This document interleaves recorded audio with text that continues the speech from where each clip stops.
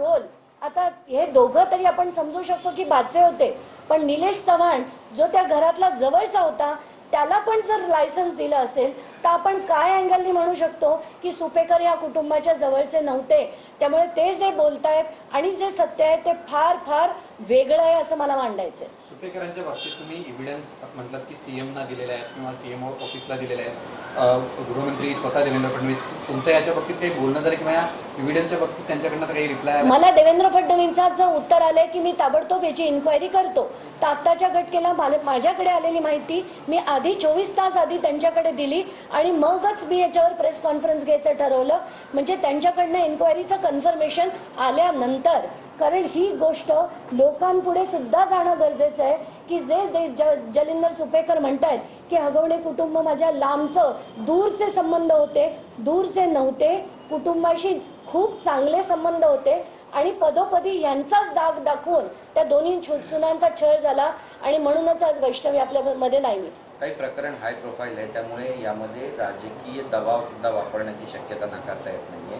त्यामुळे याची निष्पक्षपाती चौकशी व्हावी यासाठी काही मागणी करणार आहे. नाही, आत्ताच्या घटनेला जे जे येत आहे, जसं येत आहे ते तसं आपण मांडत जातोय. पण आपल्याला आधी माहिती आहे की राष्ट्रवादीकडनं पण आलं होतं की आमचा आणि याचा काही संबंध नाही, तो आमचा कुठलाही पदाधिकारी नाही. मग कळतंय की ते पदाधिकारी म्हणजे तुळशीचे मुळशीचे ते तालुका अध्यक्ष होते. आणि यास एवढंच नाही तर त्या करिश्मा हगवणेच्या सुद्धा बदलण्याचं काम करतात. ते तुम्हाला ऐकू येईल.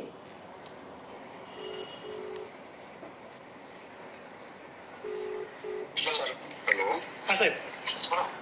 हॅलो साहेब बोला की. हॅलो साहेब बोला ना, फोन केली. हो, काय बोलणं चालू आहे का साहेब? मीटिंग नाही संपली अजून? ते मीटिंग चालू साहेबांची आज. बोललोय त्यांना, थांब म्हटलं मला. नाही, त्याच्यात माझं नाव कशाला टाकता होतो? ते बंद होतं. त्याच्यात माझं नाव कशाला टाकता होतो मी कारण नसताना? तुमचं नावाचं काही संबंध आहे त्याच्यात? ऐका ना, मी साहेबांना बोललो नाही अजून काय, म्हणजे फक्त सांगितलं असा फोन आला होता म्हणून. साहेबांनी मला 5 मिनिट थांबायला सांगितलं. अरे पण कसं आहे, सुपेकरांच्या हातात काहीच नाही ना, विनाकारण आमचं नाव कशाला काय करतात तिथे?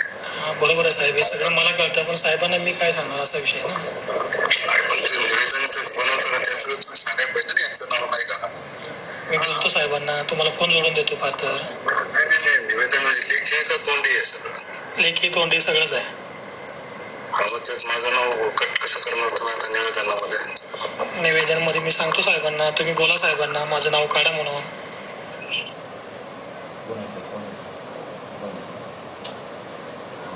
कट मारते. निवेदन कट दुसरं तयार करा ना, माझं नाव घेऊ नका. साहेबांचा त्याचा विषय ना. बरोबर आहे, पण मी त्यांना बोलतो साहेबांना. त्यांना म्हणा साहेब प्रश्न नाही, तुम्ही फक्त कॅन्टीनचा विषय का रेस्टॉरंटचा पण विषय घ्यायचा? काय विषय घेतला?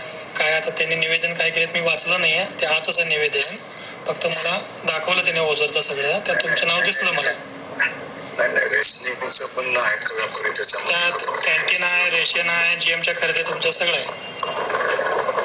एक काम करा त्याच्यामध्ये आता आहे का बोर्डे साहेबांनी माझं नाव नका, माझं पण मला काय फायदा होईल साहेब? मला काय फायदा होईल साहेब? फायदा करणार का? तुम्हाला बोललो ना काल मी, फायदा करून देणार ना 100%. ठीक आहे, मी बोलतो साहेब. शेट्टी साहेबांना ठीक आहे. आणि एडीचे नवीन आलेले त्यांना भेटायला या म्हणून विषय करून टाकून चर्चा करू.